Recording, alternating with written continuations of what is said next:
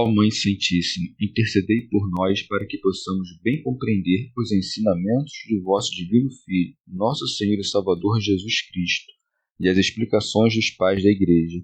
Ó Virgem Imaculada, ofereço-vos este trabalho e peço que abençoais aqueles que o ouvirem, e que seja para a maior honra e glória de Deus. Amém. Senhor onipotente, purificai o meu coração e os meus lábios. Vós, que purificastes os lábios do profeta Isaías com carvão em brasa, e dignai-vos, por tal modo, purificar-me com a vossa misericórdia, para que possa dignamente anunciar o vosso santo Evangelho. Por Jesus Cristo nosso Senhor. Amém. Senhor, abençoai-me. Que o Senhor resida no meu coração e nos meus lábios, para que anuncie digna e convenientemente o seu Evangelho. Amém. Evangelho de Nosso Senhor Jesus Cristo, segundo São João. O testemunho de João. Este foi o testemunho de João quando os judeus enviaram de Jerusalém sacerdotes e levitas para o interrogar. Quem és tu? Ele confessou e não negou. Confessou, eu não sou o Cristo. Perguntaram-lhe, quem és então? És tu Elias? Ele disse, não sou. És o profeta? Ele respondeu, não. Disseram-lhe então, quem és para darmos uma resposta aos que nos enviaram? Que dizes de ti mesmo? Disse ele, eu sou a voz do que clama no deserto, endireitai o caminho do Senhor, como disse o profeta Isaías. Alguns dos enviados eram fariseus. Perguntaram-lhe ainda, e por que batizas se não és o Cristo, nem Elias, nem o profeta? João lhes respondeu, eu batizo com água. No meio de vós está alguém que não conheceis, aquele que vem depois de mim, do qual não sou digno de desatar a correia da sandália. Isso se passava em Betabara, do outro lado do Jordão, onde João batizava. Comentários dos pais da Igreja. Orígenes. Eis aqui o segundo testemunho que dá João Batista de Jesus Cristo, porque o primeiro excetou deste teor. Este era aquele de quem eu disse, o que há de vir depois de mim, terminando assim, ele mesmo é que o deu a conhecer. Teofilacto Diócrida. Pode-se dizer que o evangelista, tendo relatado o testemunho que João Batista deu de Jesus Cristo, a saber, porque existia antes de mim, dá a conhecer agora a época em que isto se passou. Este foi o testemunho de João quando os judeus enviaram de Jerusalém sacerdotes e levitas para o interrogar. Orígenes. Os judeus que lhe enviaram aqueles sacerdotes eram de Jerusalém, aparentados com o precursor, porque da tribo sacerdotal.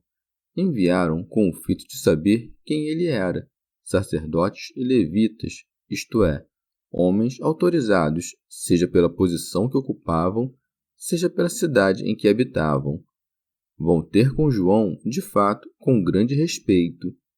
Porém, não lemos em nenhum lugar que se portassem da mesma maneira quando travaram conhecimento com o Salvador. E conforme esses judeus buscavam interrogar João, assim este interrogava Jesus Cristo, enviando discípulos a perguntar-lhe, és tu o que há de vir ou devemos esperar outro? São João Crisóstomo. Não pondo aqueles judeus dúvidas no caráter de João, estavam dispostos a aceitar-lhe o testemunho. Enviaram de Jerusalém sacerdotes e levitas para o interrogar. Quem és tu? Santo Agostinho. E não o teriam feito se não estivessem admirados da sua grandíssima autoridade, porque ousava batizar. Orígenes. São João, porém, detectou certa ambiguidade na pergunta que lhe dirigiam os sacerdotes e levitas, porque cuidavam que seria o mesmo Cristo que haveria de batizar. Todavia, abstinham-se de confessá-lo, para não serem tidos por temerários. Por isso, apressa-se o precursor a desfazer de pronto esta noção equivocada e a preparar, destarte, o caminho para a verdade, dizendo abertamente que não era ele próprio o Cristo. Ele confessou e não negou. Confessou, eu não sou o Cristo. acresçamos que o tempo do advento do Cristo haveria de ser, para os judeus, época de esperança e alegria, e com efeito já o gozavam por antecipação, porquanto os doutores da lei, analisando as Sagradas Escrituras, concluíam que esse tempo era próximo.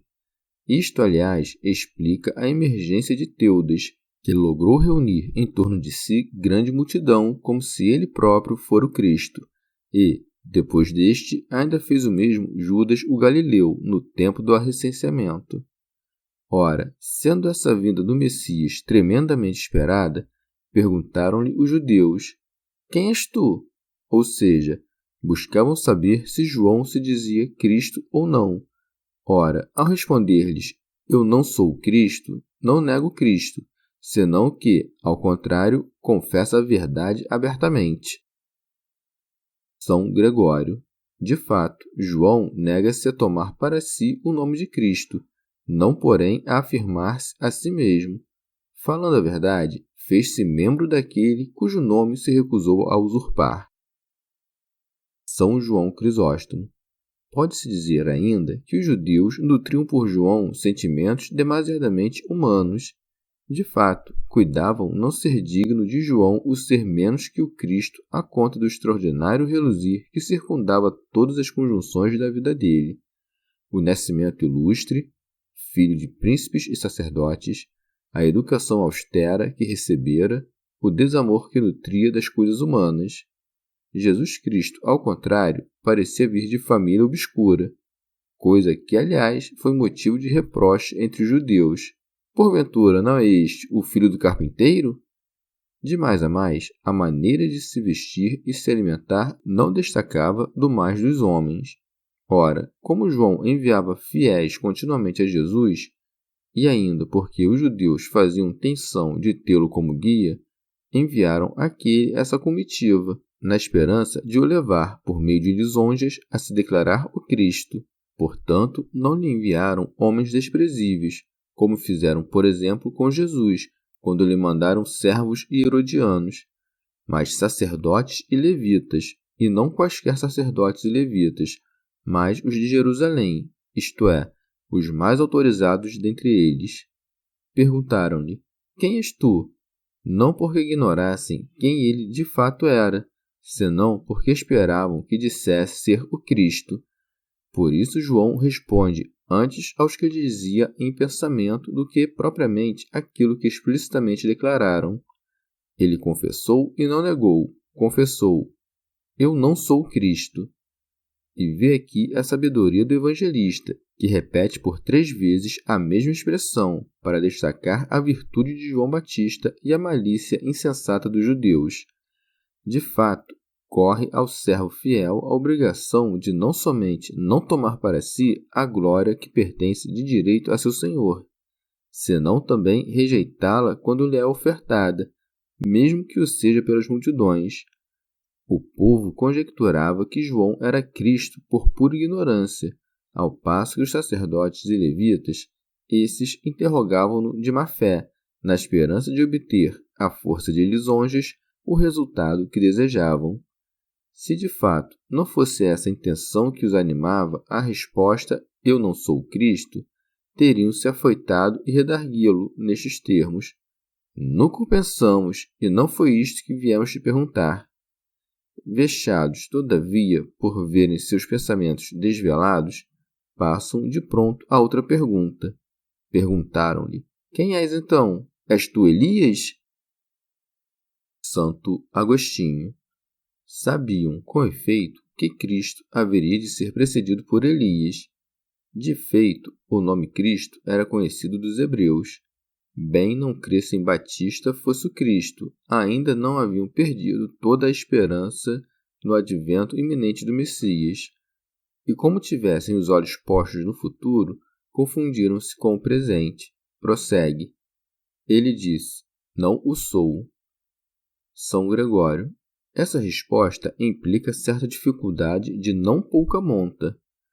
Como lhe perguntassem noutra parte os discípulos pelo que era da vinda de Elias, respondeu-lhes Jesus: E se vós quereis compreender, ele mesmo, João, é o Elias que há de vir. Aqui, porém, João assegura que não é ele próprio Elias. Como, pois, haveria de ele ser o profeta da verdade quando desconvém assim da mesma verdade? Orígenes. Bem, alguns dirão que João ignorava ser Elias. Assim pensam os que aderem à noção de transmigração das almas em novos corpos. Os que queriam dele, isto é, os judeus, por meio de sacerdotes e levitas, perguntando-lhe: És tu Elias? Não punham dúvida nesta doutrina, de harmonia que estava com suas tradições e ensinamentos secretos. João Batista redarguiu-lhes: Não sou, porque, segundo acreditavam, ignorava a sua vida prévia. Mas como poderíamos supor que João, profeta pleno das luzes do Espírito Santo, que nos revelou tantas verdades acerca de Deus e de seu Filho unigênito, pudesse ignorar que a própria alma estivesse com Elias? São Gregório. Examinadas as coisas com cuidado, é fácil desfazer a contradição. Que disse com efeito o anjo Zacarias a respeito de João? Isto: irá adiante de Deus com o espírito de Elias, ou seja, que João Batista precederia a primeira vinda do Senhor, como Elias haveria de um dia preceder a segunda. Ora, assim como Elias será o precursor do juiz, João foi o precursor do Redentor. Este era aquele, sim, mas em espírito, não em pessoa. O que afirma o Salvador do espírito de Elias, isto nega o precursor da sua pessoa. É de razão, com efeito, que Nosso Senhor falasse de João a seus discípulos por meio de figuras dotadas de sentido espiritual, ao passo que João, quando se entretinha com homens carnais, se referisse não ao espiritual, mas ao corpóreo. Orígenes. Respondeu-lhes, pois, não sou, porquanto conhecia-lhes a intenção que se ocultava por trás da pergunta. De fato, buscavam saber não se compartilhavam Elias e João de um só e mesmo espírito, mas se este era de fato aquele, isto é, se João era o profeta que fora elevado aos céus e que, sem nascer por segunda vez, apareceria novamente, conforme esperavam os judeus. Os que esposam a doutrina da transmigração das almas em novos corpos haverão por inverossímil que sacerdotes e levitas ignorassem as circunstâncias do nascimento do filho Zacarias. Ele mesmo, sacerdote de vulto e tornado pai em idade já avançada contra todas as possibilidades, e sobretudo a conta do quanto relatado por São Lucas, o temor se apoderou de todos os seus vizinhos. Talvez, sabedores que eram de que Elias haveria de vir antes do Cristo no fim do mundo, estavam como a perguntar-lhe em sentido tropológico: acaso és tu o que há de anunciar a vinda do Messias, que chegará quando do fim dos tempos? E respondeu-lhes sabiamente: não sou. Não vai aí nada de extraordinário. O mesmo se deu no caso do Salvador. Grande número de pessoas sabia que ele tinha nascido de Maria. Mesmo assim, muitos foram os que caíram no erro de julgá-lo João Batista ou Elias, ou algum dos outros profetas. Uns sabiam muito bem que João era filho de Zacarias. Outros estavam em dúvida. Era ele o próprio Elias que aguardavam? Como, ao longo da história de Israel, muitos foram os profetas, um havia em especial que aguardavam esperançosos, e que fora anunciado por Moisés quando vaticinou deste teor: eu lhes suscitarei do meio de seus irmãos um profeta semelhante a ti, e porei na sua boca as minhas palavras. E isto explica a terceira pergunta que lhe formularam, a saber, não se era simplesmente profeta, mas o profeta, com artigo definido, como anota o texto grego: és o profeta? Os judeus sabiam que o profeta anunciado por Moisés ainda não havia chegado e, mais ainda, que ele haveria de ser, a exemplo daquele legislador do povo de Deus, o mediador entre Deus e os homens, a transmitir a seus discípulos o testamento ou aliança que recebera do próprio Deus. Ora, enquanto os judeus se recusaram de reconhecer em Jesus esse profeta predito por Moisés e tensionavam atribuir esse título a um outro, o mesmo João sabia que Jesus o era verdadeiramente, pelo que respondeu: não. Santo Agostinho. De outro modo, porque João era maior do que profeta, com efeito, os profetas predisseram o advento de Cristo com grande antecedência, mas João o apontava já presente em meio aos homens. Quem és para darmos uma resposta aos que nos enviaram? Que dizes de ti mesmo? São João Crisóstomo. Vê como são insistentes, dirigindo-lhe novas e novas perguntas. Vê também como João Batista, manso, lhes responde a retificar-lhes as falsas ideias e ensinar-lhes quem de fato era. Eu sou a voz do que clama no deserto. Santo Agostinho. Essa profecia de Isaías se cumpriu na pessoa de João Batista. São Gregório. Sabeis que o Filho unigênito de Deus é chamado Verbo do Pai. Ora, podemos entendê-lo comparando-o ao nosso próprio falar. Primeiro soa-nos a voz, em seguida ouvimos a palavra. João diz de si que é a mesma voz, porque precede o Verbo. Com efeito, por meio do seu ministério, mostrou-o aos homens. Orígenes. Heracleão, em suas absurdas reflexões sobre João e os profetas, reconhece no Salvador o Verbo e em João a voz, porque, segundo ele, todos os profetas não perfazem senão um só e mesmo som. A ele lhe respondemos que, no caso de a trombeta soar de um som incerto, como haveriam de os homens se porem a postos para a batalha? Se a voz dos profetas não é senão um som, por que o Salvador haveria de nos remeter a ela quando diz: examinais as Escrituras? Ora, a rigor, João não se dizia a voz que clama no deserto, mas a voz do que clama no deserto, isto é, do que clamava: se alguém tem sede, venha a mim e beba. E como tencionasse se fazer ouvir pelos que iam longe e dos que tinham os ouvidos torpes, clamava: sentindo a força do som, pressentiriam a imensidão do que se lhes anunciava. Teofilacto Diócrida. Ou ainda, João é a voz porque anuncia abertamente a verdade, ao passo que os que viviam sob a lei falavam por palavras obscuras. São Gregório. Ou então, João clamava no deserto porque anunciava a consolação que traria o Redentor a uma Judéia abandonada e deserta. Orígenes. Ora, essa voz a clamar no deserto tem precisão dela a alma apartada de Deus para que se reverta ao caminho estreito que conduz ao Senhor e deixe de seguir a trilha tortuosa da serpente. Deste modo, logra, por um lado, exaltar-se à força da contemplação até o conhecimento da verdade escoimada de todo o erro e, por outro, tornando a prática a agir consoante o que conheceu. Eis o sentido destas palavras: endireitai o caminho do Senhor, como disse o profeta Isaías. São Gregório. O caminho do Senhor conduz direto ao coração quando escutamos, humildes, a palavra da verdade. O caminho do Senhor conduz direto ao coração quando a vida se deixa determinar pelos preceitos divinos. Orígenes.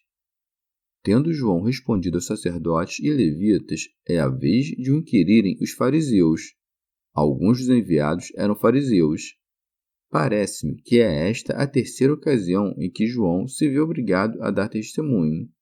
É para notar que os sacerdotes e levitas falaram ao precursor por palavras brandas: quem és tu? Ora, essa pergunta não podemos dizê-la insolente ou deslocada. De fato, era digna de verdadeiros ministros de Deus. Mas os fariseus, importunos e enganadores, fazendo jus ao seu nome, que quer dizer apartados, dirigem-lhe a dar causa à discórdia esta pergunta. Perguntaram-lhe ainda: e por que batizais se não és o Cristo, nem Elias, nem o profeta? Não que de fato quisessem saber a razão. Não, tencionavam, isto sim, impedir-lhe de seguir batizando. Mas depois, não sei por que motivo, decidiram receber o batismo de São João. Talvez porque temessem o povo. São João Crisóstomo. pode-se entender de outro modo que os próprios sacerdotes e levitas eram do partido dos fariseus.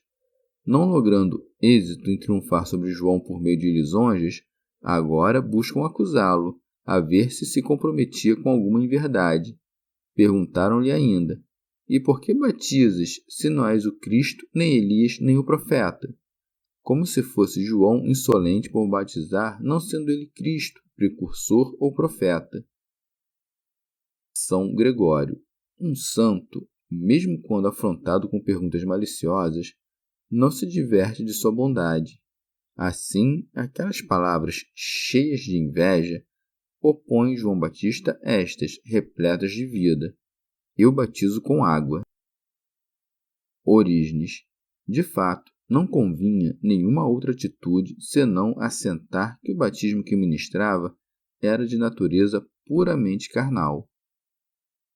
São Gregório. Com efeito, João Batista não batizava no Espírito, mas na água, porque o batismo que ministrava não tinha o condão de apagar os pecados. Limpava os corpos, sim, mas não purificava as almas pelo perdão. Então, por que o fazia, se não tinha o poder de remir os pecados?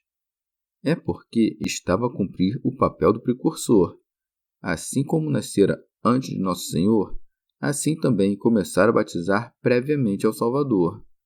Como havia sido precursor do Cristo no anunciá-lo aos judeus, era justo que o fosse também no batizar, embora seu batismo guardasse um caráter puramente imitativo.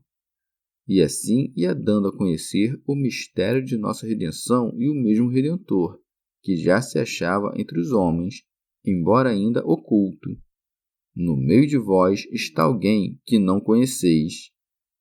É que o Senhor, ao se manifestar por meio de um corpo sensível, fez-se visível fisicamente, mas invisível segundo a sua majestade.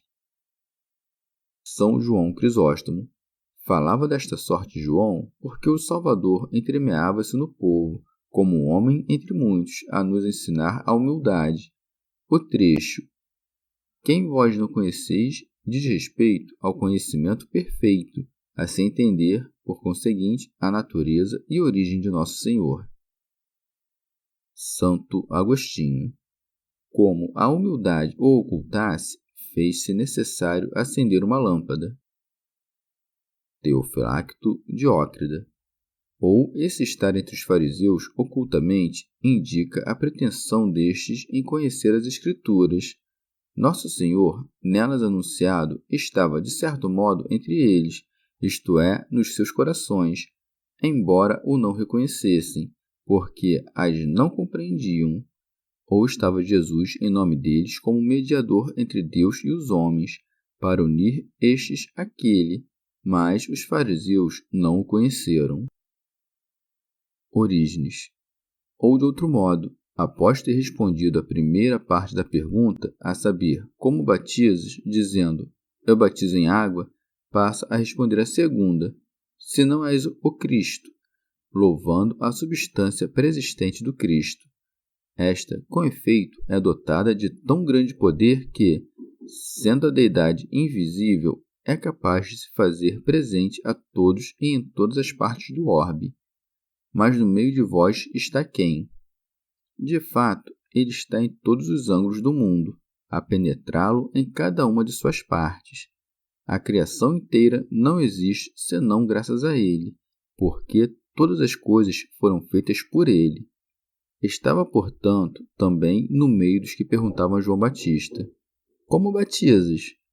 Ou então, devemos entendê-los no sentido seguinte: ele está no meio de nós todos na medida em que somos entes racionais, porquanto a parte mais excelente das almas, isto é, o coração, está no meio do corpo. Portanto, os que carregam o Verbo dentro de si, mas que lhe desconhecem a natureza e origem ou a maneira como se fez presente neles, têm o Verbo no centro de seu ser, sem conhecê-lo. João, entretanto, o discernia, pelo que lhes diz: no meio de vós está alguém que não conheceis. Os fariseus, que aguardavam o advento de Cristo, não viam nele nada de extraordinário. De fato, o tinham simplesmente por um homem santo. Diz-lhes, no meio de vós, porque assim como o Pai permanece sempre imutável acima de todas as vicissitudes, assim também o Verbo está sempre pronto a nos salvar.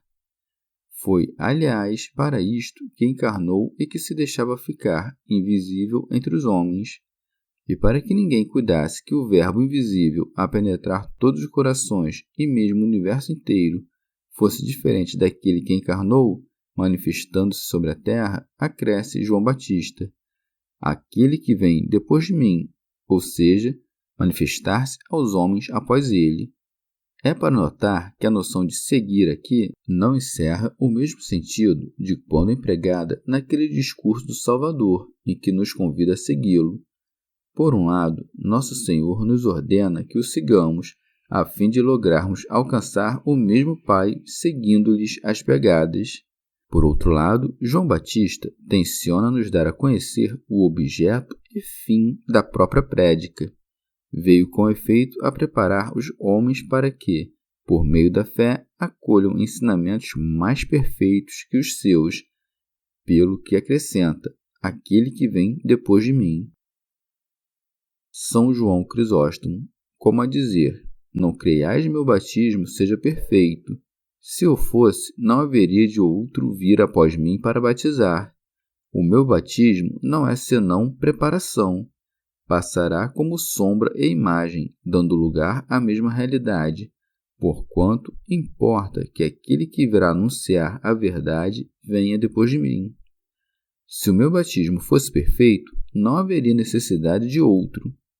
Por isso, tomou cuidado de acrescentar, ele existia antes de mim, isto é, mais ilustre e digno de louvor.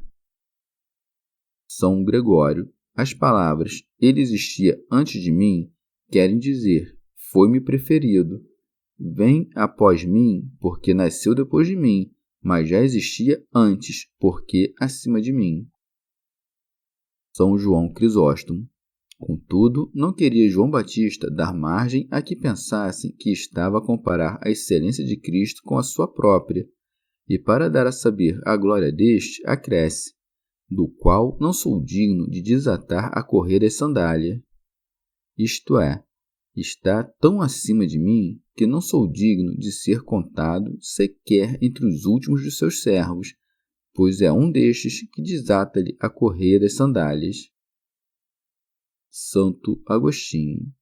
Se João Batista se julgasse digno apenas de desatar-lhe a correia das sandálias, isso por si só já seria mostra de grande humildade. São Gregório. Ou então, entre os antigos judeus, quando um homem se recusava a desposar a mulher que se lhe cabia, aquele que, na ordem do parentesco, viria a assumi-la, deveria desatar as sandálias do primeiro. Ora, Jesus Cristo manifestou-se como esposo da Igreja. É, pois, com razão que João Batista se declara indigno de desatar-lhe as correias, como a dizer, sou indigno de descalçá-lo, porquanto não pretendo usurpar-lhe injustamente o título de esposo. Podemos entender essa passagem ainda noutro sentido. Sabemos que os sapatos são confeccionados a partir de animais mortos. Ora, o Salvador, tendo assumido a nossa carne, aparece entre os homens, os pés calçados, a unir sua divindade à nossa natureza mortal e corruptível. A correia das sandálias simboliza, pois, o liame desta misteriosa união. João Batista não pode desatar-lhe a correia das sandálias, porque, de si, não pode sondar o mistério da encarnação. De fato, parece dizer, que há de espantoso que ele esteja posto acima de mim, ele que nasceu, é bem verdade, depois de mim, mas cujo nascimento me toca como um mistério insondável. Orígenes. Certo autor interpretou essa passagem da seguinte maneira, não desprovida de verossimilhança. Não sou importante ao ponto que ele, em meu favor, desça das alturas celestiais e se revista de um corpo mortal como de uma sandália. São João Crisóstomo. João Batista, muito oportunamente, anunciava com liberdade e publicamente as prerrogativas de Cristo. O evangelista nos dá a conhecer em que região o fazia. Isso se passava em Betânia, do outro lado do Jordão, onde João batizava.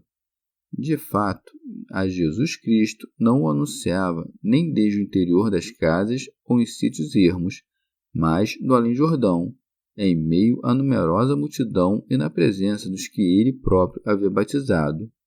Algumas versões do texto registram em Betabara, porque a Betânia não ficava na banda de além do Jordão, e aliás nem no deserto, mas no entorno de Jerusalém. Glosa de São Tomás de Aquino. Ou se pode admitir duas localidades com esse mesmo nome de Betânia, uma para além do Jordão e outra não muito distante de Jerusalém, onde sucedeu a ressurreição de Lázaro. São João Crisóstomo. Há ainda outra razão por que o evangelista publica o local onde João Batista pregava.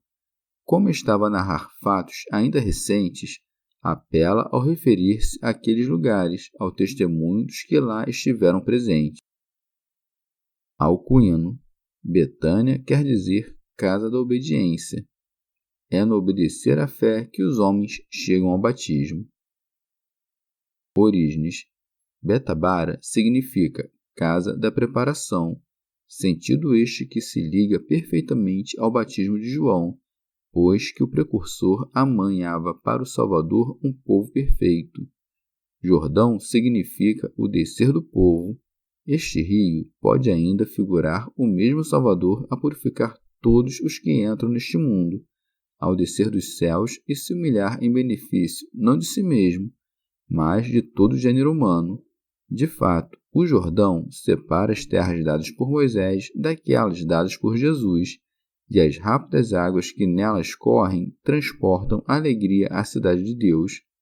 Assim como a serpente se oculta no rio do Egito, assim Deus se oculta no Jordão, pois que o Pai está no Filho, e os que vão às suas margens, a purificarem-se, não apenas põem de parte o opróbrio do Egito, senão que, tornando-se dignos herdeiros e ficando limpos da lepra, fazem-se merecedores de dupla graça, e vêm descer sobre si o mesmo Espírito de Deus, porque a pomba espiritual não desce sobre o outro rio.